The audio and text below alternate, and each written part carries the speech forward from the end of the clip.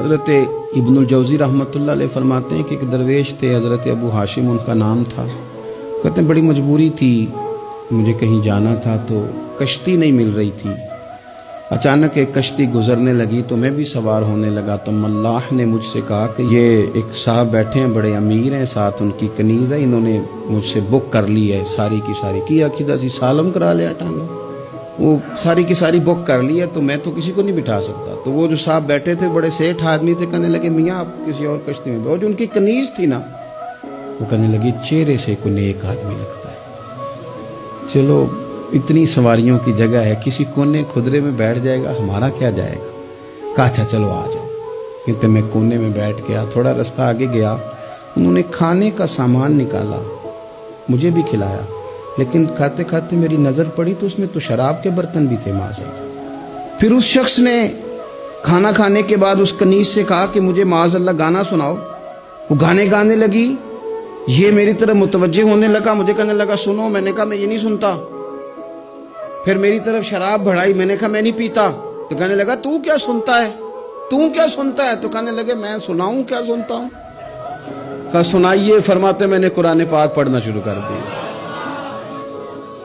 کچھ لوگ، میں آپ کو یقین سے کہتا ہوں، کچھ لوگ ایسے ہیں جن کی زندگی دور گزر گئی ہے مسجد سے، انہیں کو بندہ چاہیے جو تھوڑا سا جا کے پیغام حق سنائے۔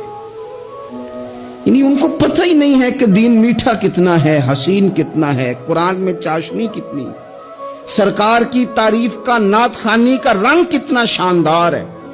میرا یہ ماننا ہے کہ جسے رب رسول کے رنگوں کی خوشبو کا پتہ چل گیا نا، پھر دنیا کا کوئی اور رنگ اسے اپنی طرف مائل کر ہی نہیں سکتا، سوال ہی پیدا نہیں ہوتا۔ کچھ لوگوں نے سونگا نہیں ہے، آئے نہیں ہیں، قریب نہیں آئے۔ تو شیخ ابو ہاشم کہتے ہیں مجھے کہنے لگا سناؤ نا۔ امیر آدمی تھا، کبھی اس طرف گیا ہی نہیں تھا۔ ڈھیروں لوگ ہیں جو نہیں مسجد جاتے۔ الہاکم التکاثر حتی زرتم المقابر، اللہ فرماتے ہیں کہ تمہیں دولت کی ہرس نے اتنا عجیب الجھا دیا کہ قبروں تک پہنچ گئے تم۔ بہت سارے لوگ ہیں قبر میں چلے جاتے ہیں، مسجد میں نہیں آتے۔ تو کہتے ہیں میں نے اسے چند آیتیں سنائیں، اس کی تو کیفیت ہی بدل گئی۔ کہنے لگا مولانا زندگی بڑی گناہوں میں گزری ہے، اب توبہ کر لوں تو مالک معاف کر دے گا؟ کارنامے خطرناک ہیں، پیچھے رجسٹر کالا سیاہ، معافی ہو جائے گی۔ دولت بڑی تھی تو پھر ہم نے بھی شراب کباب شباب میں اڑا دی ساری، معاف کر دے گا؟ تو کہتے ہیں میں نے کہا ہو بندے کے آنے کی دیر ہے، اس کی رحمت تو فوراً ہی قبول کر لیتی ہے۔